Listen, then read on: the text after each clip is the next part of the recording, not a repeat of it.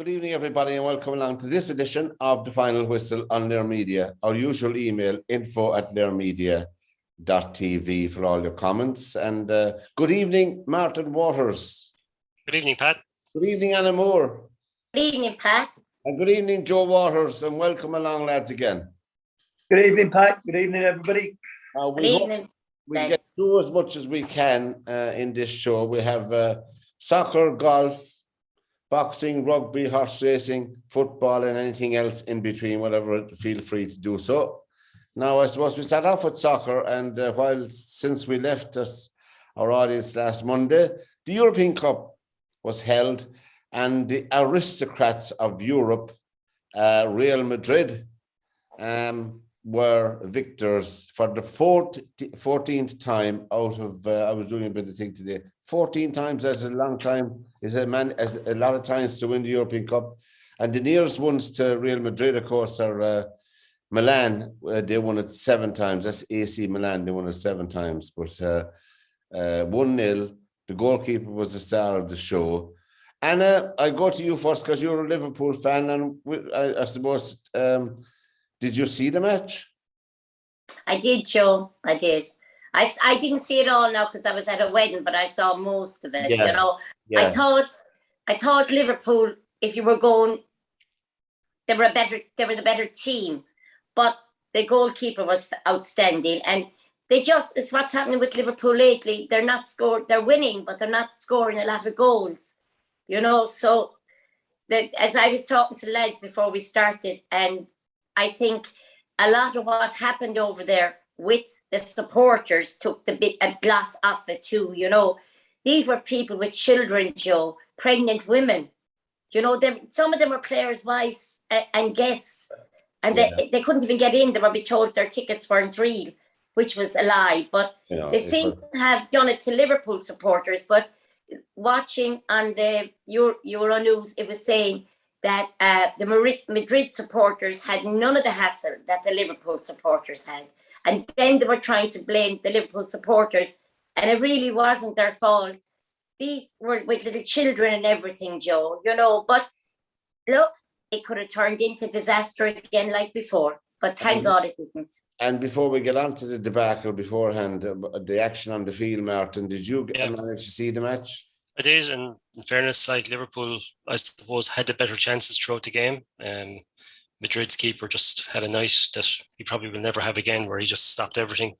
But you did feel, I suppose, in the build-up to the final, you probably felt that Madrid had, you know, such a run to the final by coming from behind to beat Chelsea, beating PSG, you know, like when they were dead and buried, beating Manchester City. Yeah. You just felt maybe that their name was on the cup.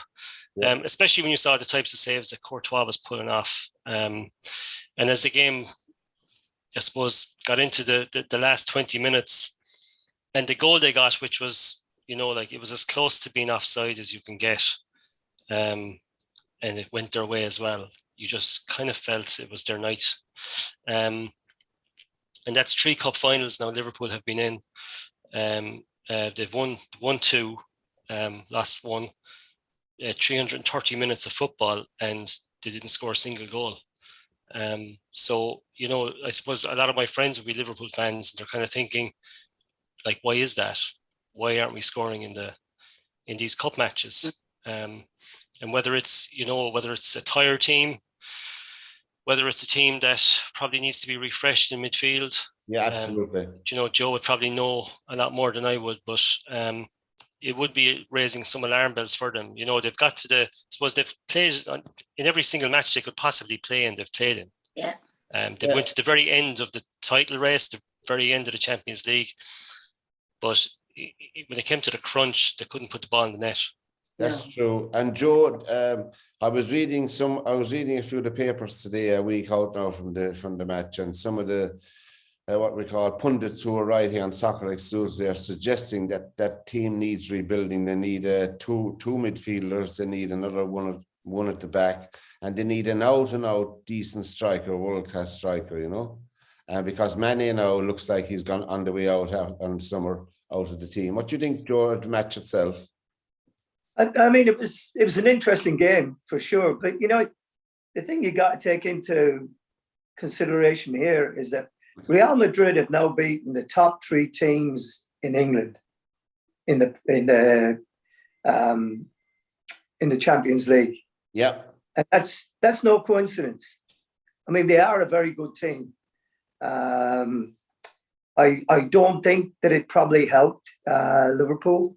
I don't really know how close to 100% Thiago and Fabinho were.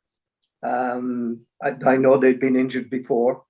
They were a little bit unfortunate. I mean, they met a goalkeeper that was on top. I mean, at the very top of his game.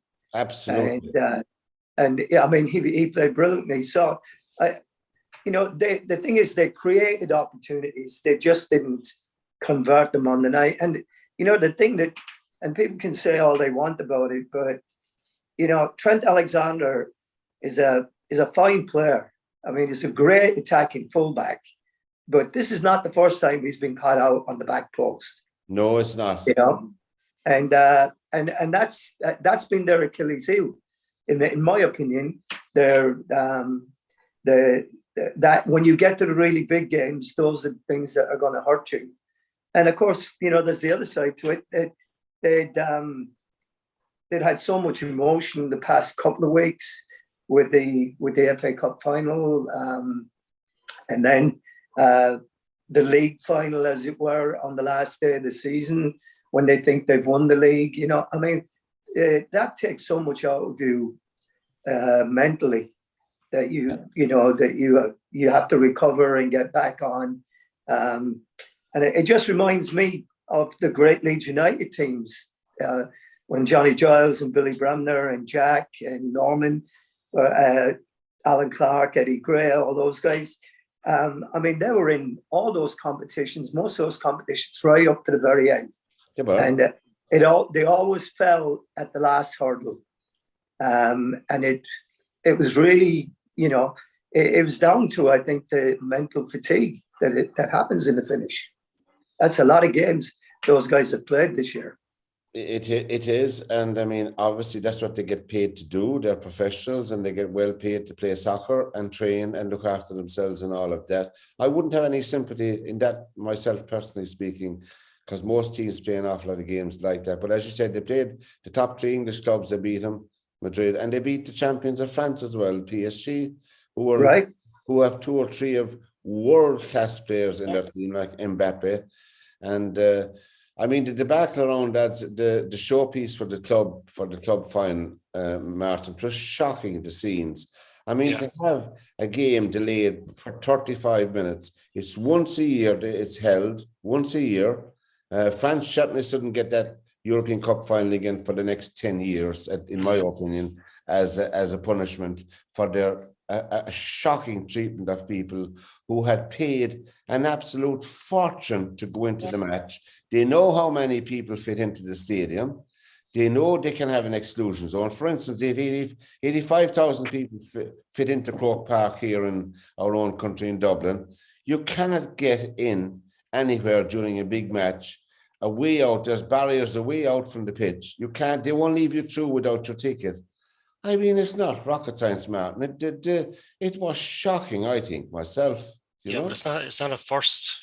This happened in 2007 when Liverpool played AC Milan in Greece. In Athens.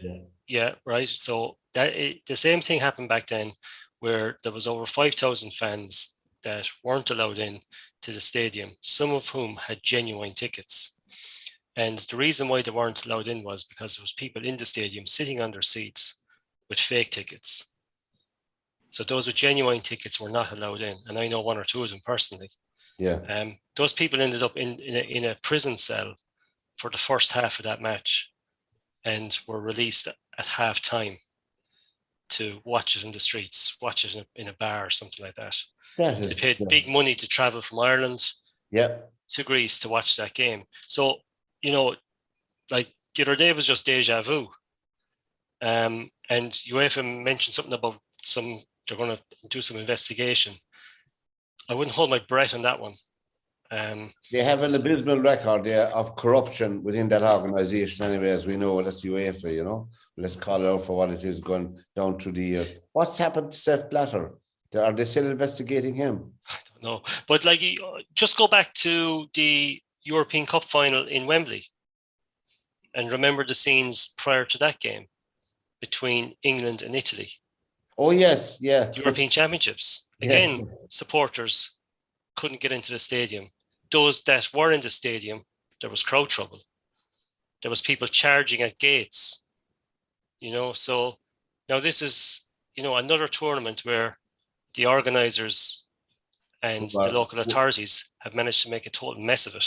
Absolutely. And I said, there's one stadium. They know how many people fit into it. There can only be 90. What do I know what the capacity is for the Stade de France? Is it 90,000 or something, is it? Something like that. Yeah. And you sell 90,000 tickets. But I said, fake tickets shouldn't be a problem if you have the barrier way back in the perimeter, the outer perimeter, and you can't get through that with a fake ticket. So therefore, there's no problem.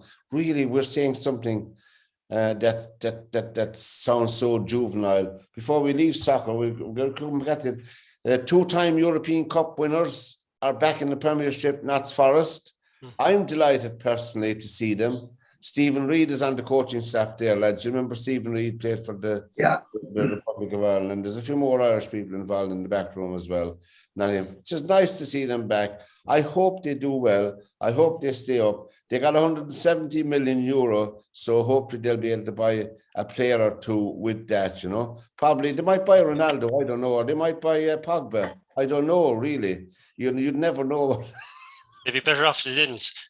But like if you think of it, it's 23 years since they've been in the Premier League. And I think I was reading something lately that I think was it Dave Bassett who was the manager the last time they were in the Premier League. So I remember Brian Clough and I remember Frank Clark. Clough.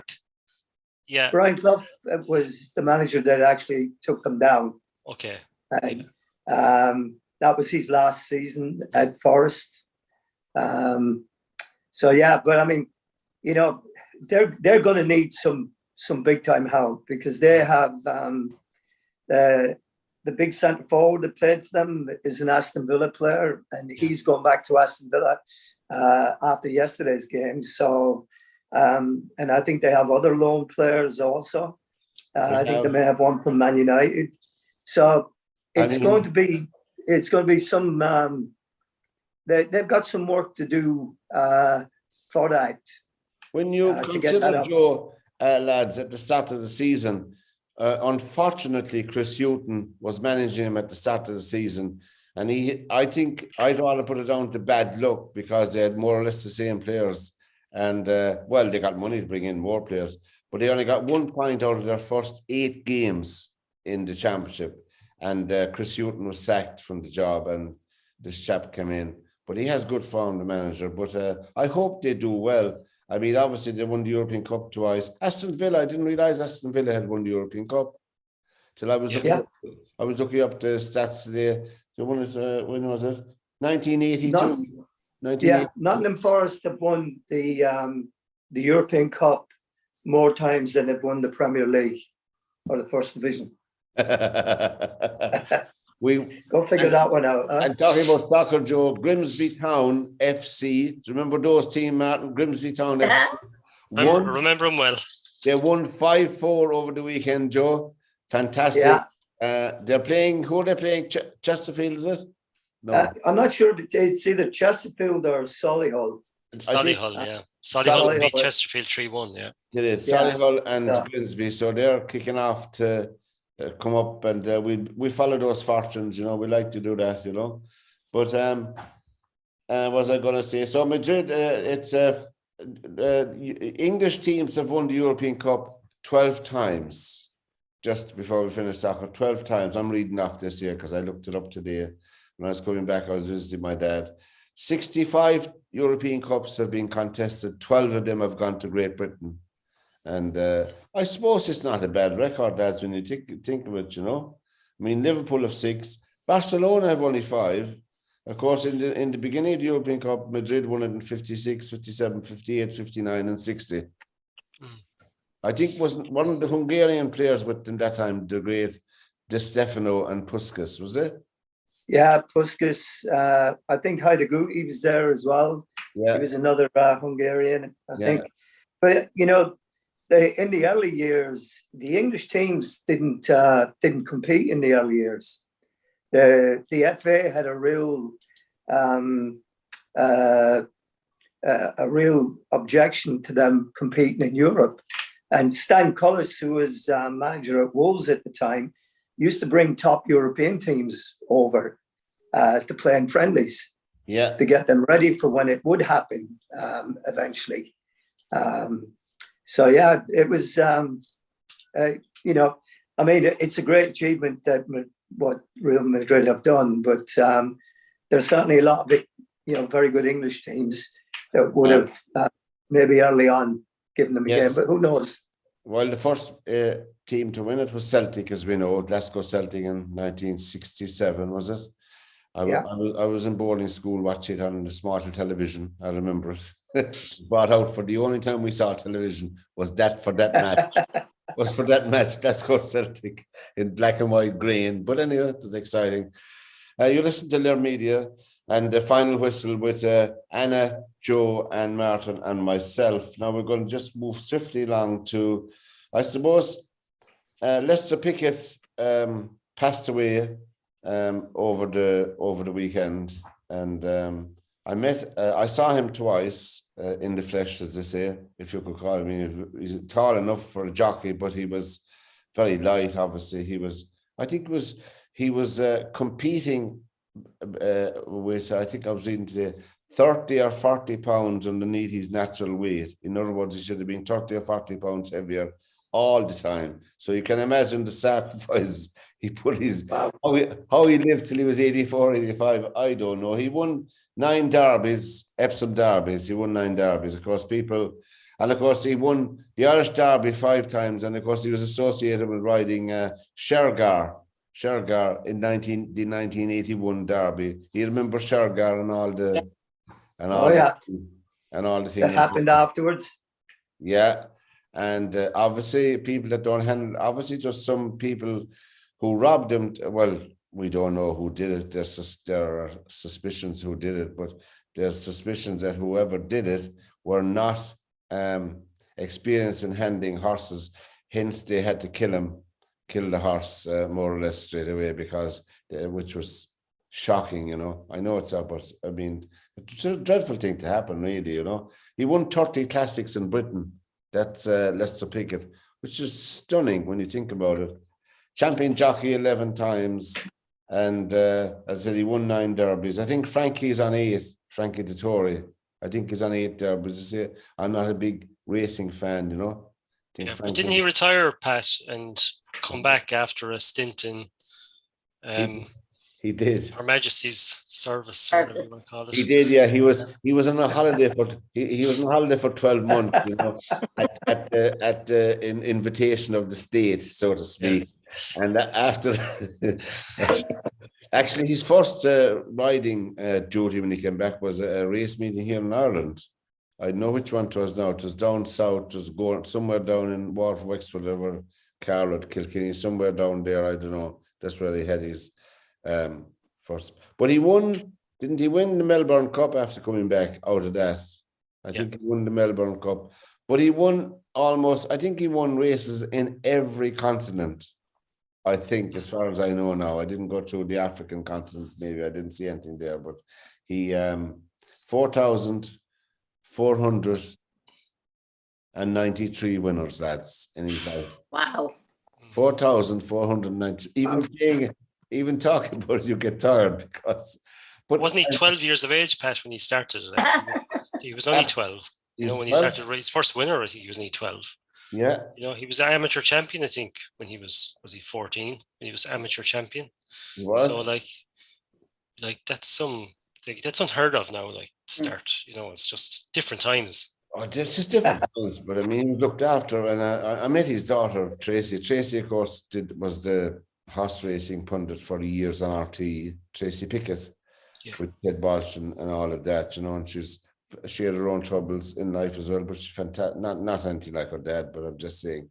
Look, everybody makes mistakes, but I think as regards his profession that he was involved in, we will never see the likes of him again. I know we say it about people like Maradona and Pele, but we'll never see the likes of Lester Pickett again, really, when you think about it, because he happened to get the best horses because he was the best rider from like the Vincent O'Brien and Baldoyle, you know, he was a genius trainer, you know.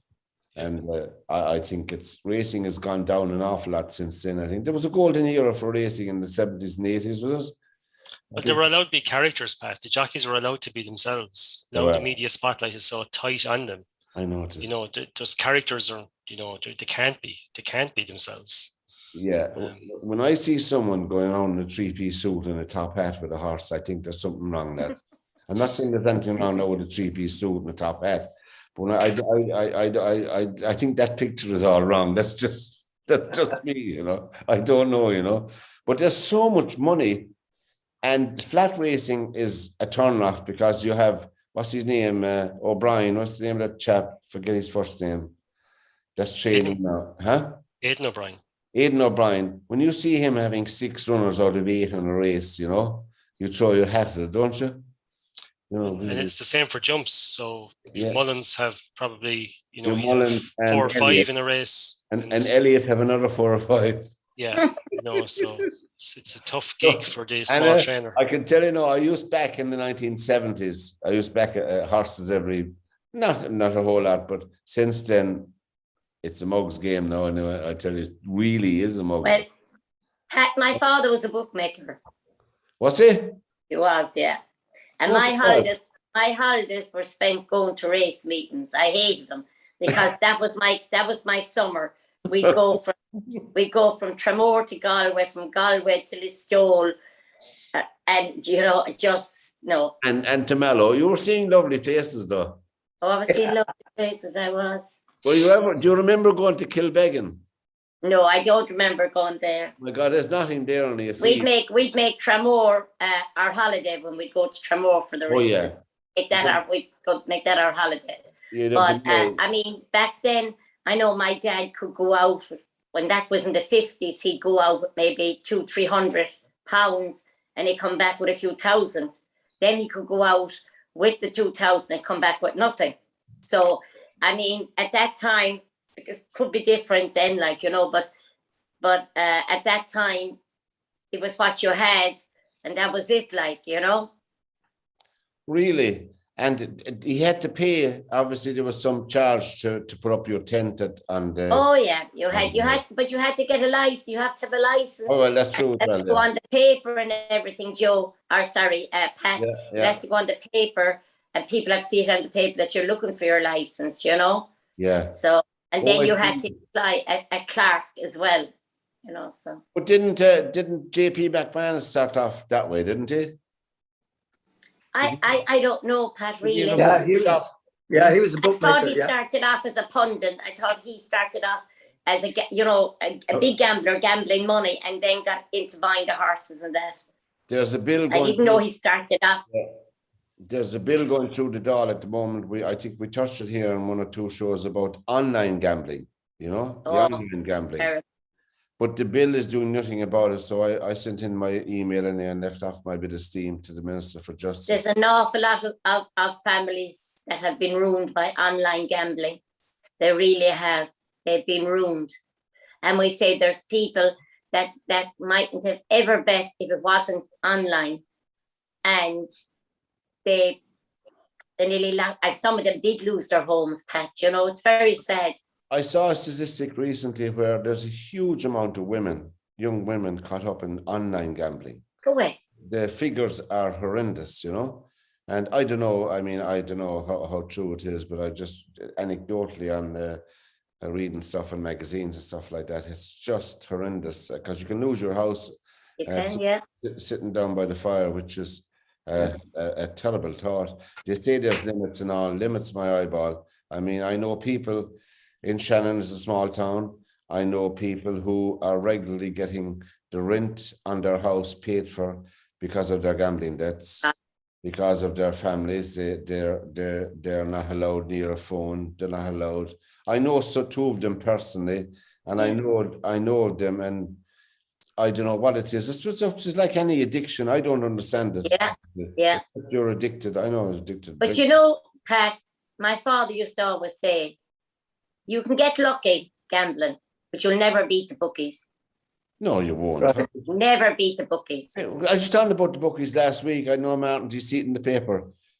A 300 to 1 shot won a race in That's Ireland. right. I saw that. Yeah. 300 to 1. I was thinking to myself. I read that. I read that just after I'd watched the Kentucky Derby, Yeah. and a horse that wasn't even supposed to be in the race on Friday morning gets told that he's in, and he goes and wins it at, what was it, 80 to 1 or something like that. And then I see the one in Ireland for 300 to 1. 101, yeah. Well, that horse's story, he had done well in point to point. He had done well in local races. They had put him into, I don't know what you call the race before you get handicapped. Listed race. What? Is it a listed race? A Or listed novice race? Yeah. One of those, and I don't know what the terminology is. And then they were going to try him at a different level and a different, because they were thinking of retiring the horse because they didn't know what to do with the horse really. But I don't know what the terminology is. He filled out late. He was a late bloomer, the horse. He filled out late, whatever that means. I don't know. People look much as my. Didn't they buy him at a selling play But where you enter your horse in the race, and if anybody makes a bid for him, then that's what you get. And that's how they got that's how they bought him. He won the selling plate, and they bought him. And they were hoping that he'd finish in the top 6 because he'd filled out, and they were excited from that he'd be able to stay the pace, stay with him. But maybe 5th or 6th would be his. But I mean, can you imagine the shock? I mean, there's nobody in the bilateral world. I don't know anybody who'd back a 300 to 1 winner except the owners. Well, serious gamblers would back every They horse. would, you know, and we'd say wherever the horse came from, we'd say from whatever stable he came from, that area, and then people, they'd put maybe a 10 or 20 euros on it. Yeah. Right? They got they get a very good return even on that, you know. Well, the final whistle is the program here on Lear Media. Press the red button on the right hand side to subscribe to our channel. La Rochelle gave us something to shout about over the weekend. As La Rochelle are a new winners of the European Cup in rugby union, for people who may not have caught that. But Donegal Ryan, of course, is involved in the coaching, as well as our own Ronan O'Gara. And Leinster were the victims of La Rochelle. Leinster themselves were very, very disappointing. They scored no points on play, all penalties, which if you had said it before the match, I think people... Martin, did you get to see any of it? I watched it all. Yeah. Because I remember them playing a few years ago, and it was on in La Rochelle, and La Rochelle beat them. And it was a game where I felt there's a team there taking on Leinster and taking them on, like, you know, not afraid to have a go. They took on their pack, and you know, I hadn't seen much of La Rochelle recently. You know, I don't really watch too much rugby apart from the odd Munster match and stuff like that. But I felt, you know, I'm going to tune into this one because, like, just because of O'Gara and Sexton and all that kind of stuff. Yeah. And of course, like, what I loved about it was La Rochelle hit the ground running. You know, they didn't wait for things to happen to try to make it happen. Scored the first try, you know, gave away a few penalties, you know, rather than giving away tries, they gave away penalties. You know, so they played really kind of like real proper cup rugby, you know, got into a position where they were kind of in the driving seat. Then they get a guy yellow carded for trying to trip someone, you know, kind of typical French thing to do. Yeah. You know, almost kind of like throw away the game. Yeah. And then to actually rally again and to pip Leinster, like in the dying seconds, like it was absolutely, you know, it was just like fantastic. Well, but it all happened in 5 minutes. I mean, we were at a wedding and everybody was on their phones. I think everybody was willing O'Gara's team to win, you know, and they were losing by 1 point. And then all of a sudden they were winning by 1 point, and then they were winning by more. I think everybody at that wedding was thrilled. And it was because of Rowan O'Gara, you know. Oh, Not I yeah. think Plus, it was Leinster, kind of like, you know. I think in rugby in Ireland, I think Joe Leinster are the Man City. Are the Man City? They'll never be loved. No. Well, you know, it's a funny thing because I remember a few years ago when Leinster couldn't beat Munster, no matter what they did. Yeah. And then all of a sudden they get their stuff together, and you know, they have their academies and all the schools that they have up there. But yeah, it was. I mean, they're a fun team to watch. But just like Martin said there, I watched the match, and as I'm watching it, I'm thinking to myself, I mean, first of all, it looked like they were undisciplined, you know, by giving penalties away.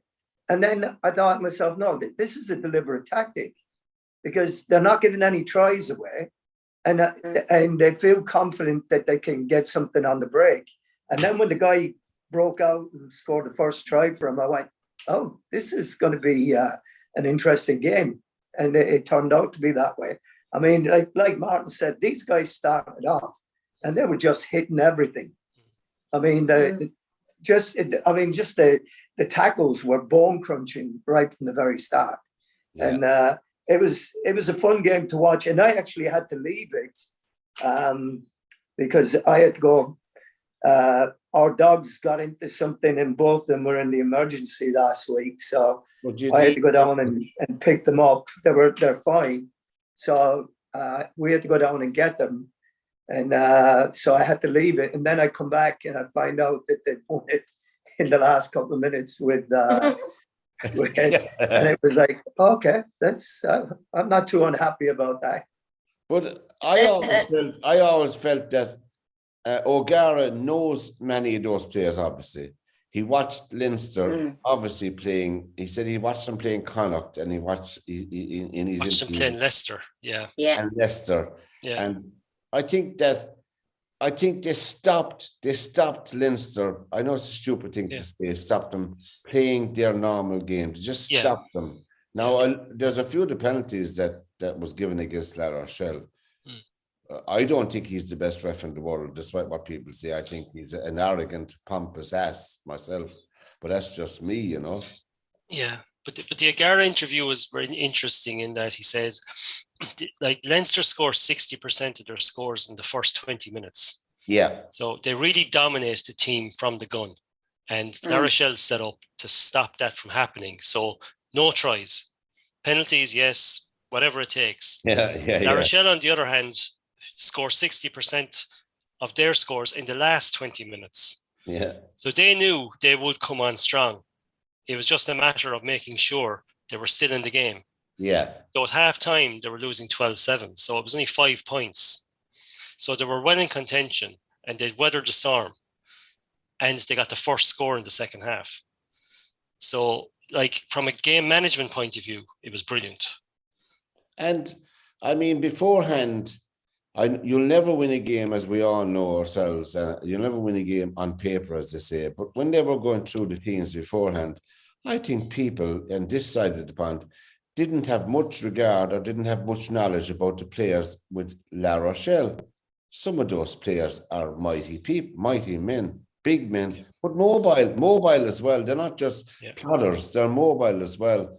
And I thought they were a far, far superior team than Leinster. I know it's easy to say it after the match. I'm not saying. I was always confident that they would win the match the way the game was going when I was looking at it.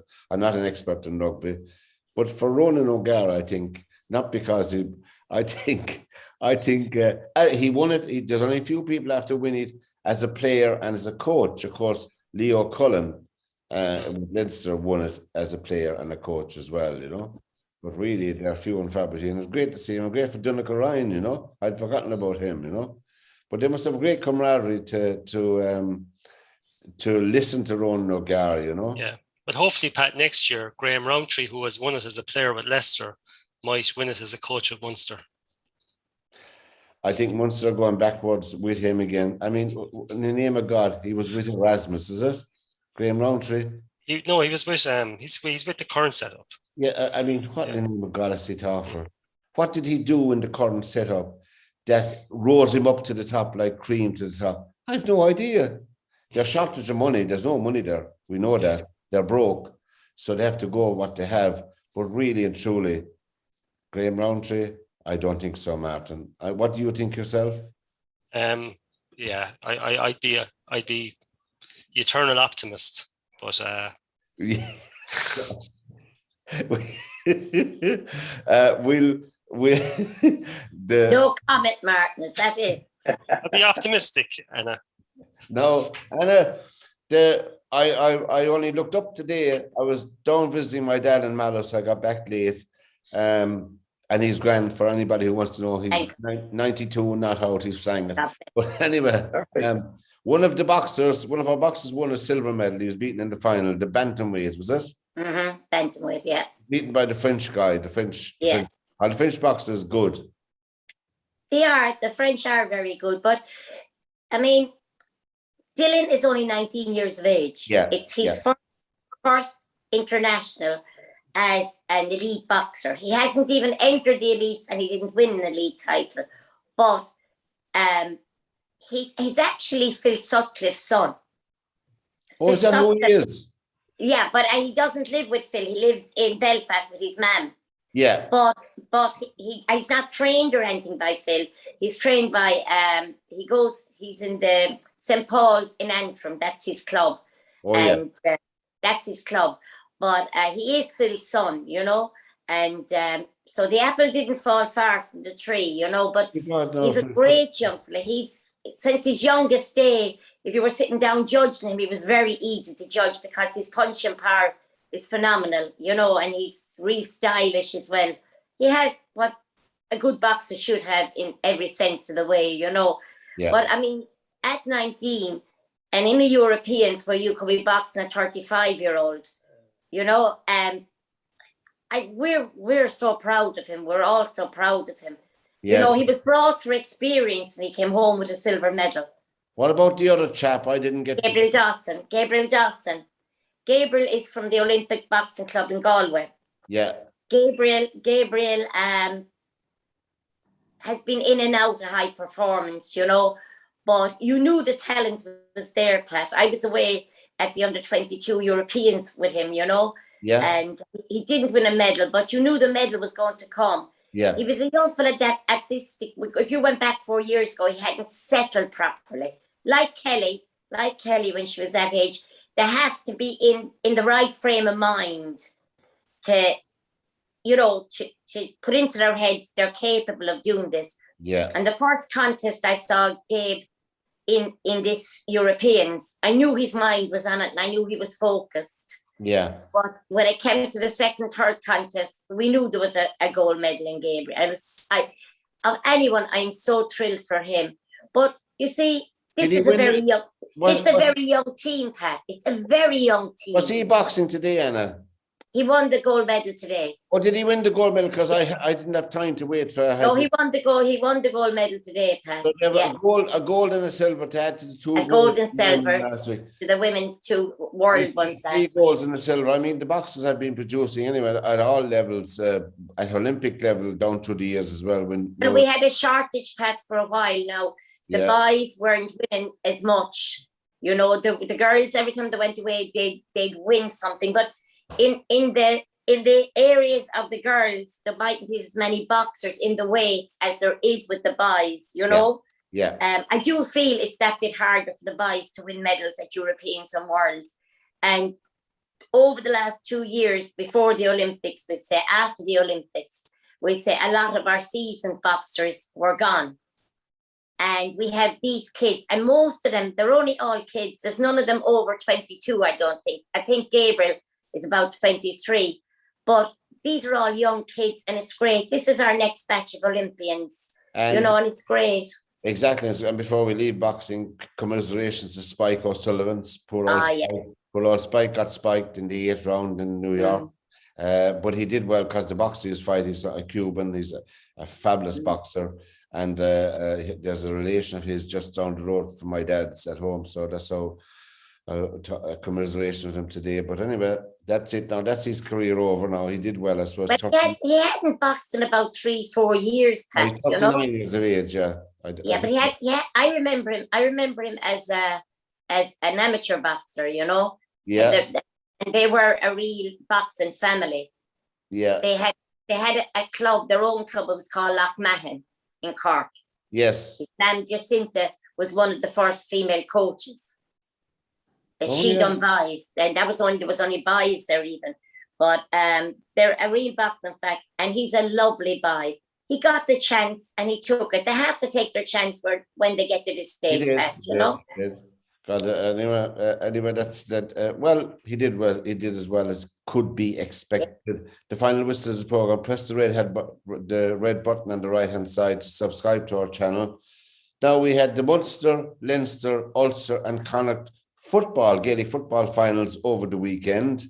There was the Munster and Leinster one were not a contest at all. Connacht one was the best one in my opinion between Galway and Roscommon, although Roscommon are poor.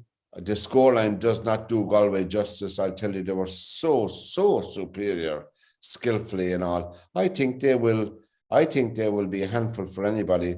Up north, up in Ulster, Derry overcame Donegal after waltzing with the football from side to side for 120 minutes, 70 to 100 minutes. No, what is it? 20 and 70, 90 minutes, waltzing from side to side, from sideline to sideline with the ball. Martin, did you see any of the game football? Well, Saturday was a tough watch. Limerick, Dublin, Kerry, and Kildare in Dublin. So I didn't really I didn't spend much time watching. No. I watched a bit of the Limerick game naturally, but that's about it. No. I did watch some of the Derry Donegal game rather than the Galway Roscommon one. And I understand what you're saying about the across the pitch and stuff, but Ulster football is, you know, it's very much like almost 14 men behind the ball, defending essentially from your 45 in, and then hitting on the counter attack, and that seems to be the tactic in Ulster, and then attacking at pace. You know, when you consider like I was very impressed with Derry when they beat Tyrone. I thought they played a brilliant game, a type of football that was very attacking. But I suppose you have to adapt in Ulster, because if you are a bit too open, you will be, you know, they're just too good at that kind of tactic of playing men behind the ball and punishing you. But the fullback for Tyrone, for Derry, I recall, plays hurling with Schlockneil and Gaelic football. He does. Brendan Rodgers. Yeah. And I remember seeing him play for Schlockneil against Na Piarsaigh in a club All-Ireland semi-final a few years ago in Parnell Park. But, you know, he scored 3 points from play. And, you know, that's some going for a fullback. It is. And as you said, their match against Tyrone didn't you couldn't compare it to the fair yesterday, because they have very, very skillful footballers. Yes. And they will be a handful for anybody. There's no doubt in my mind. They're good. And they're a young team. They're a young side. There's lots of legs there. There's lots of running there. I would have doubts maybe about their goalkeeper. That's the one thing I felt yesterday, where they were a small bit vulnerable, in that he wasn't, like a lot of the teams nowadays like to play the keeper out the field. So they almost need to be not a goalkeeper, almost to be a traditional, maybe a halfback or something, a guy that can play halfback but can play in goals. This guy didn't seem to have the skills I felt to play in that position. And I felt once or twice he got away with a close one now. Oh, he did. He did. You know, Donegal didn't have much. They didn't have much. They didn't have much, no. They're very disappointing. Dublin lads, they scored 5 goals in the first half, and then a couple of points as well against Kildare. I mean, that match was over. That match was over after 17 minutes. Limerick, I mean, 128, and they could have been 528, you know, but Kerry wouldn't, although Kerry were notoriously like that in the 1970s. I remember them going back to Milltown Malbay to beat Clare, and they scored 7 goals and 28 points that day against Clare in a football match. So didn't show any mercy that day anyway. I remember that. But anyway, we had Galway, which I think will be in. I think they'll make the semi-final. I would fancy them. I'd fancy Dublin, obviously, to make the semi-final. And I don't know about the rest of them. Derry, I don't know. They might. Kerry, I'm still Kerry. I don't know about Kerry yet. You know, I Yeah, don't. I it's mean, going to be like you're going to have teams coming through the playoffs or the kind of backdoor system Yeah. that's there now, where you have Tyrone. Are they playing Armagh? yeah. Which is like whoa, you know. You've Mayo playing. Cocker playing Loud. Yeah, you've Monaghan there. You know, you've a lot of kind of good footballing. You know, you've got All-Ireland champions like Tyrone there. So, like, you know, Kerry are coming through playing nobody yet. No. And you know, you just wonder again, is there something lurking in the high grass? Yeah, if they got a Mayo in the next match, they'd be put it up them because they'll be without a game for 4 weeks, is it?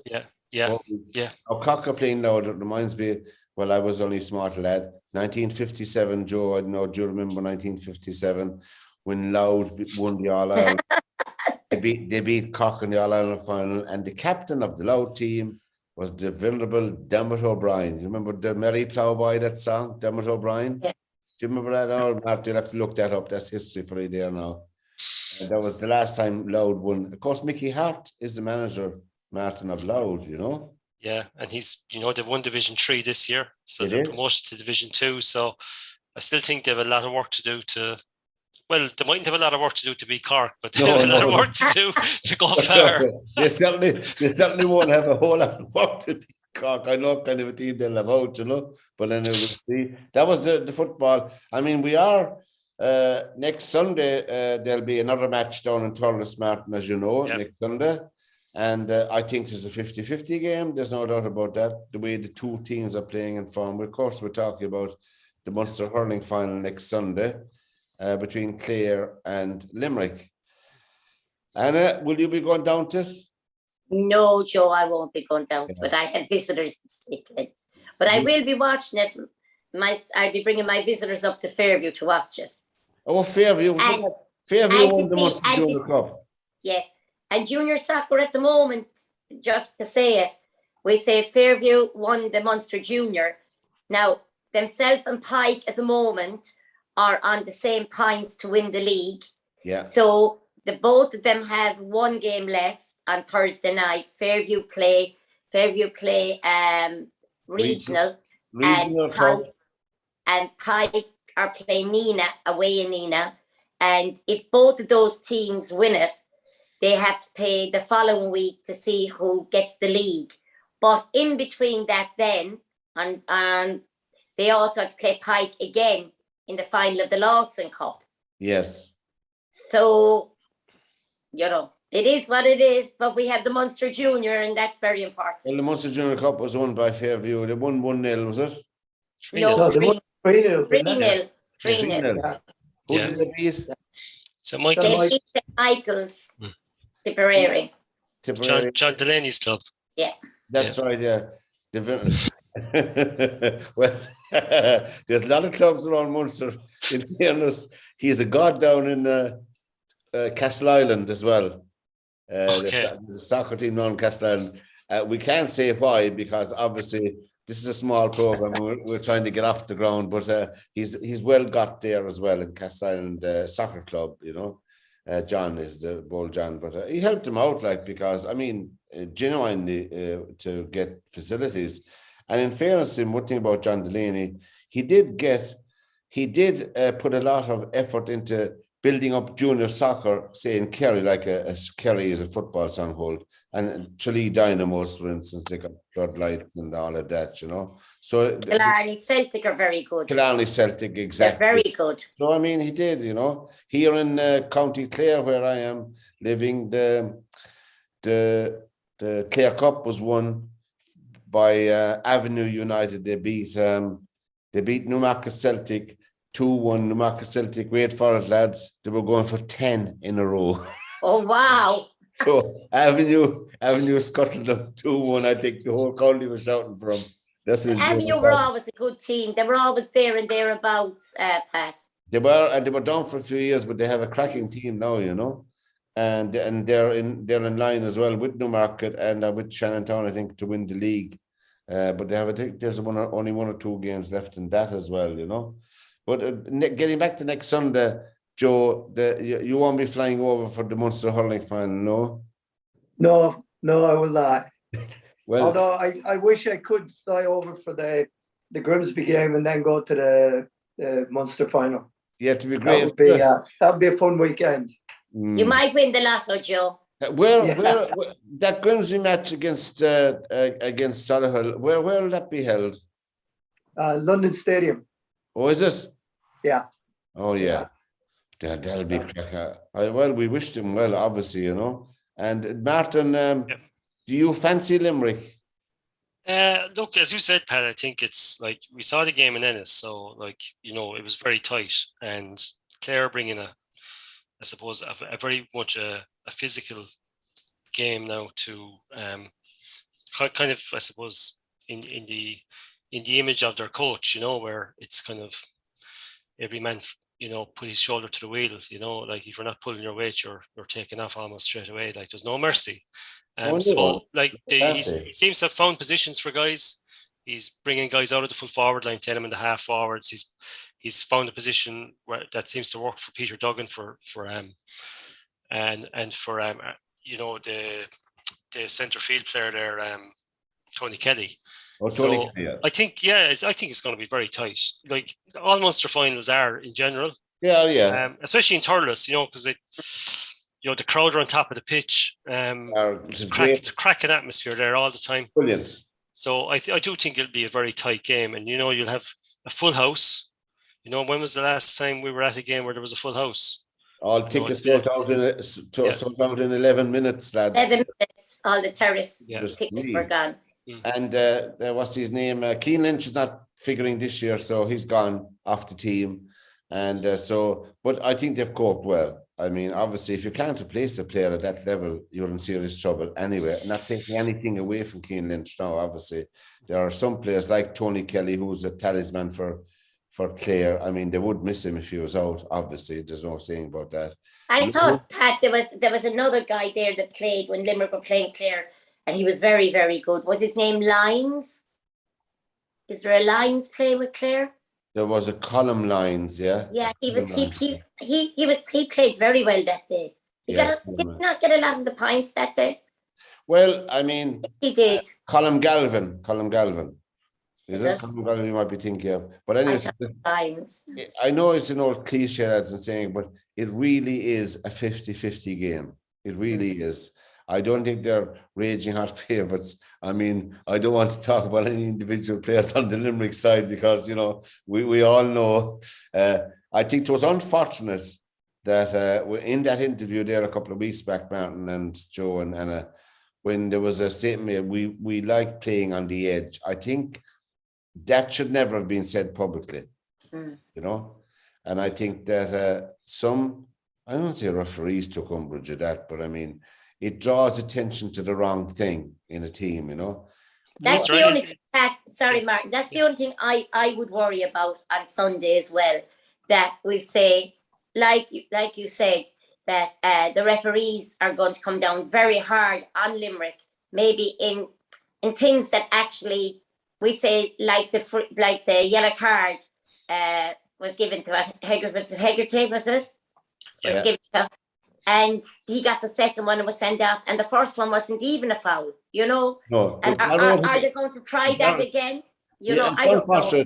The two of the finest players on the Limerick team, hurling wise, are Garrod Hegarty and Gillan. Yeah.